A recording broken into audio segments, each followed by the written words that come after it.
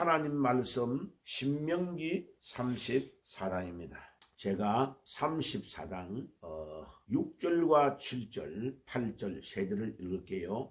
벳볼 맞은편 모압 땅에 있는 골짜기에 장사되었고 오늘날까지 그의 묻힌 곳을 아는 자가 없느니라. 모세가 죽을 때에 나이 120세였으나 그의 눈이 흐리지 아니하였고 기력이 쇠하지 아니하였더라. 이스라엘 자손이 모압 평지에서 모세를 위하여 애곡하는 기간이 끝나도록 모세를 위하여 30일을 애곡하니라. 아멘. 자, 원래는 모세에 대한 말씀을 먼저 주고 그 다음에 여호수아 또 그의 친구 되는 갈렙에 대한 메시지를 주어야 되는데 약간 역순이 되었지만은 오늘 아침에는 모세가 어떤 인물인가를 우리가 조금 정리를 해볼 필요가 있습니다. 자, 모세에 대한 이야기는 출애굽기 2장에 나타납니다. 보면은 2장 1절, 출애굽기 2장 1절에 보면 레위 지파의 남자가 레위 지파의 여자에게 장가 들어서 아기를 낳았는데 그 아기가 모세였습니다. 다시 말하면 집안이 레위 지파, 다시 말하면 제사장의 지파, 모세의 집안 아론의 형님 아론의 계열을 다 레위 지파라고 그러죠. 레위 지파는 거기에서 제사장이 계속 이렇게 상속되어서 내려오는 계보입니다. 그래서 토지를 따로 분배하지 아니하고 다 나머지의 지파들이 하나님 앞에 11조를 내는 재정을 가지고 제사장은 먹고 살게 되어 있고 하나님 앞에 제사드리는 이 일에 집중하도록 구별된 지파가 레위 지파입니다. 그런데 모세는 어머니도 아버지도 레위 지파의 부모인데 그 믿음이 좋은 레위 지파의 부모가 처녀 총각이 결혼해서 낳은 아들이 모세였다. 그리고 모세는 물에서 건져냈다는 뜻입니다. 다시 말하면 우리 결혼을 앞두고 있는 여러분들 레위 지파의 총각이 레위 지파와 결혼해서 아기를 낳았는데 모세를 낳았다는 이 출애굽기 2장의 기록을 굉장히 중요하게 생각해야 됩니다. 잘못하면 이런 판단을 하기가 쉽습니다. 남자가 결혼 생활을 아주 교회를 안 다니는데 여자는 교회를 다니고 있고 그래서 여자가 볼 때에 와, 이 남자가 굉장히 사람이 좋으니까 내가 전도를 해가지고 또 결혼을 하고 나면 교회를 잘 다닌다고 하니까 결혼하면 안 됩니까? 라고 말하는 사람이 많습니다.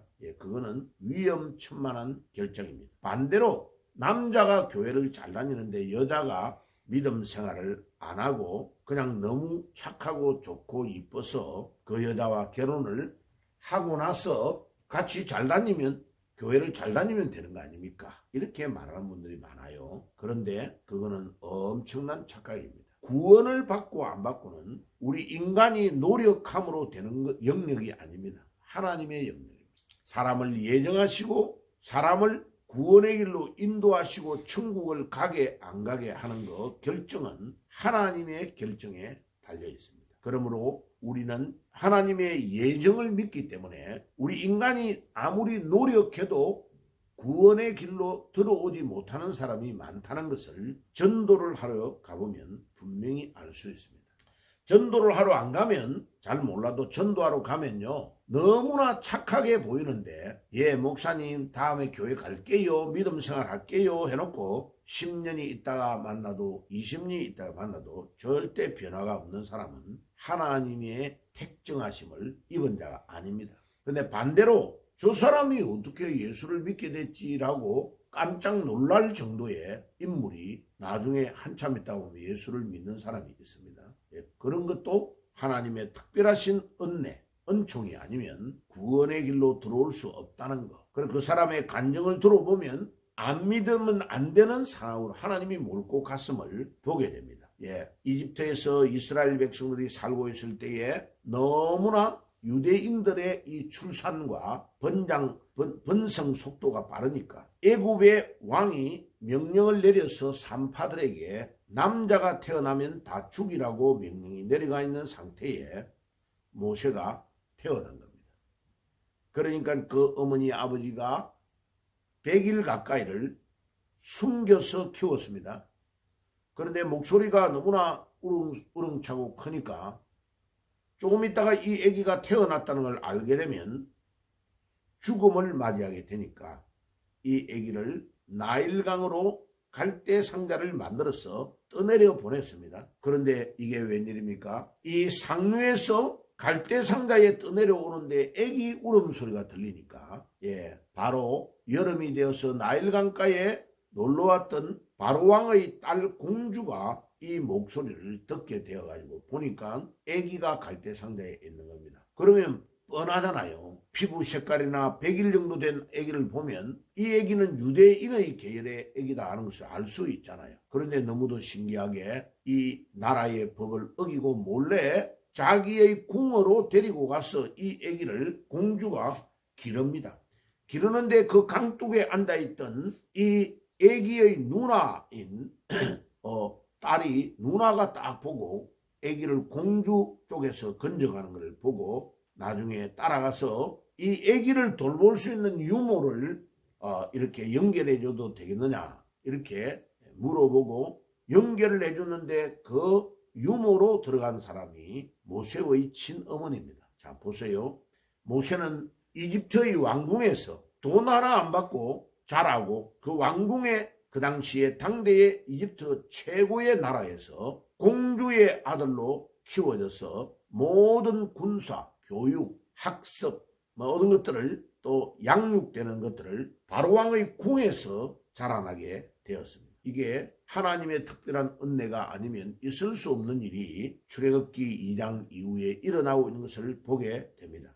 그러니까 모세는 태어나서부터 자랄 때에 하나님의 놀라우신 긍휼과 도움으로 자라났고 이집트의 국비 장학생으로 어머니도 돈 받아가면서 자기 친아들을 먹여 살리는 그런 너무나 특수한 관계로 자라나고 있음을 알 수 있습니다. 점점 자라나니까 어머니의 피식이 나타날 거 아니에요. 그런데도 이것을 모르고 자라날 수 있도록 도와주는 환경이 되었다 하는 것이 하나님의 특별하신 은혜인 것을 우리는 알 수 있습니다. 그래가지고 결국은 출애굽기 3장에 하나님의 강권적인 부르심을 받고 이제 하나님이 그를 이집트에서 이스라엘 백성을 구하는 지도자로 세우고 그가 그 일을 감당하게 되었습니다. 자, 나이 80이 되어 하나님의 부름을 받은 이 모세는 이스라엘 백성들을 바로왕에게 앞에 가서 구출하기 위하여 반대하는 바로왕에게 그 나라의 10가지의 재앙을 하나님이 결국은 내려서 이스라엘 백성들 그 당시에 약 200만 명이라고 추정되는 사람들을 구출해내는 지도자가 된 것입니다. 10세가 된 모세가 죽음을 맞이하는 광경이 나와 있습니다. 그곳은 바로 모압의 평지 너보산에 올라가서 여리고 맞은편 비스가 꼭대기에 이르러 말하면 가나안 땅 북쪽과 남쪽까지를 다 볼 수 있는 산에 데리고 올라가서 하나님이 거기를 보여주시면서 모세를 그곳에서 데리고 가는 광경을 보여줍니다. 나이가 120세인데 그의 눈이 흐리지 아니하였고 기력이 쇠하지 아니하였다 하는 말이 중요합니다. 여러분, 대부분은 죽을 때에 병 걸리고 몸 약해서 죽지만은 모세는 전혀 아니었습니다. 120세인데도 눈이 흐리지 아니하였고 기력이 쇠하지 아니하였다 하는 것을 통해서 우리가 알 수 있는 것은 무엇이냐? 사람은 병 걸리고 약해서 죽는 것이 아니고 이 땅 위에 하나님이 보내신 사명이 끝나면 하나님이 불러 가신다는 것을 모세의 죽음을 통해서 잘 알 수 있습니다.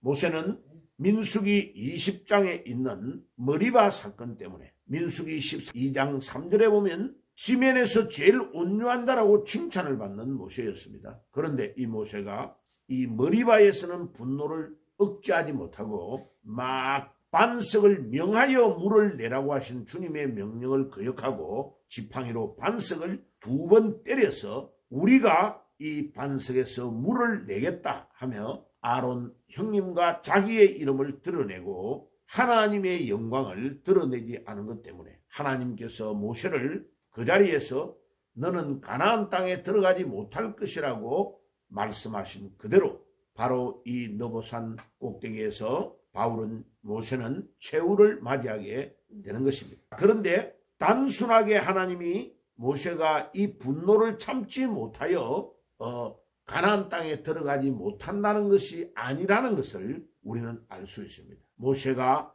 바로 이 모압의 평지에 있는 비스가 산에서 죽고 이스라엘 백성들이 그곳에서 모세의 죽음 때문에 30일을 통곡하고 웁니다. 그러면 그 벳볼 맞은편 모압 땅에 있는 골짜기에서 장사되었고라고 6절에 기록되어 있고 오늘날까지 그의 묻힌 곳을 아는 자가 없다라는 기록을 보면 하나님께서는 모세가 묻힌 장소를 아무도 모르도록 감쪽같이 숨겼다는 것을 알 수 있습니다. 이것을 보면 하나님은 하나님의 영광을 가로채는 것을 아무에게도 허락하지 않습니다. 하나님이 받아야 될 영광의 자리를 자기 자신을 올려놓고 영광을 받으려고 하지만은 하나님은 그것을 절대로 허락하지 않습니다. 모세는 물론 그렇게 하지는 않았지만은 모세가 만약 묻힌 장소를 알고 무덤이 어디 있다는 걸 알면 이스라엘 백성들은 모압이 이스라엘 땅에서 그리 멀지 않기 때문에 계속 와서 참배하고 경배하고 하나님이 받아야 될 영광을 모세에게 돌린다는 것을 잘 알기 때문에 하나님은 모세를 사랑하고 이스라엘 백성들이 우상에 빠지지 않도록 하기 위하여 저는 이 모압에 있는 비스가 꼭대기에서 죽고 그 계곡에 장례식을 했는데도 하나님은 모세의 무덤이 어디 있는지를 감쪽같이 숨기셨다고 생각합니다. 그와 똑같이 언약궤도 어디에 있는가를 지금도 모릅니다.